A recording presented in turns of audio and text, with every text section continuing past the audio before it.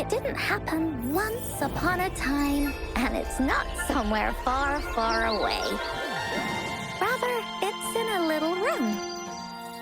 Every night there's a little girl. She plays games with her mother. Playing as the Woolly Warrior. Together, she and her mom create story after story about courage and hope. It also happens in a theater. Every day, the little girl sits below the stage. The curtain rises and the music plays. She watches her mother set everything up, bringing the Woolly Kingdom from the story into real life. Little by little, the Woolly Kingdom becomes real, and the Woolly Warrior sets off on her adventure. She first climbs the tallest mountain, looking for the legendary sword that can split mountains and seas. But it's really so the girl can prove how brave she is. The toolbox was actually on the tallest shelf. The Woolly Warrior also searches every beach, looking high and low for the shield of faith that could brave any storm. Her house had many nooks and crannies after all. The raspberry candy her mom hid could be anywhere. Her mom recorded all the Woolly Warrior's adventures, so the Woolly Kingdom grew bigger and bigger, and the stories grew longer and longer. They even performed the play in many cities. But the little girl's mom got sicker. At the last show, just before the Woolly Warrior got the wreath of hope, the show ended, but there was no encore.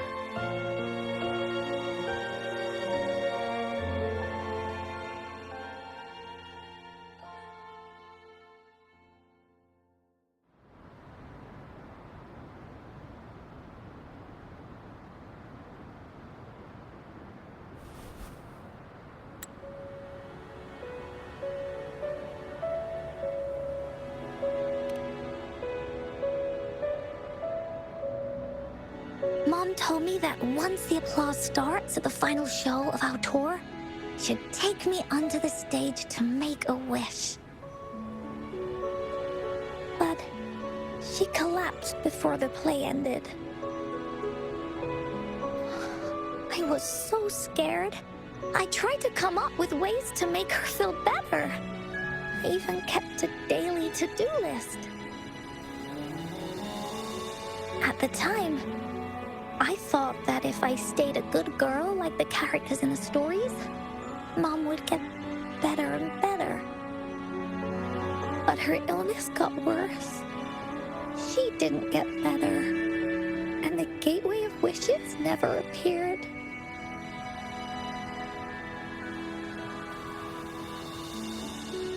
Encore didn't know what to do anymore.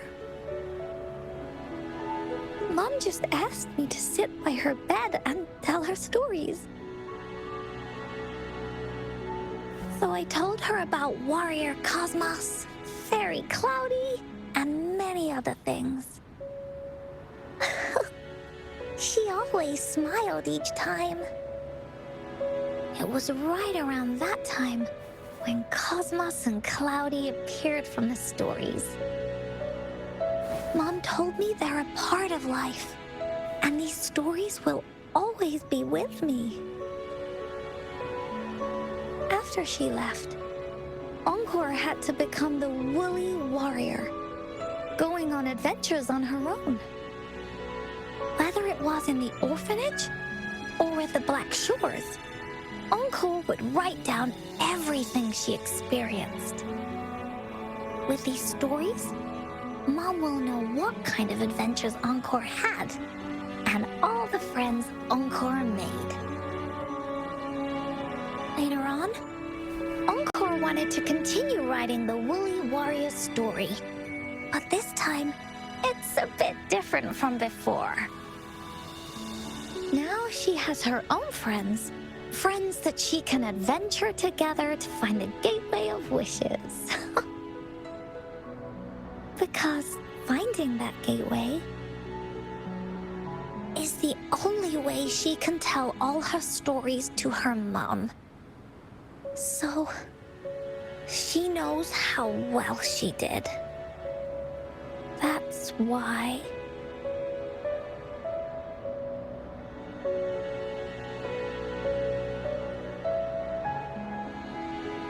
Yeah, she said she had a lot to say to her mother. Oh, just like me.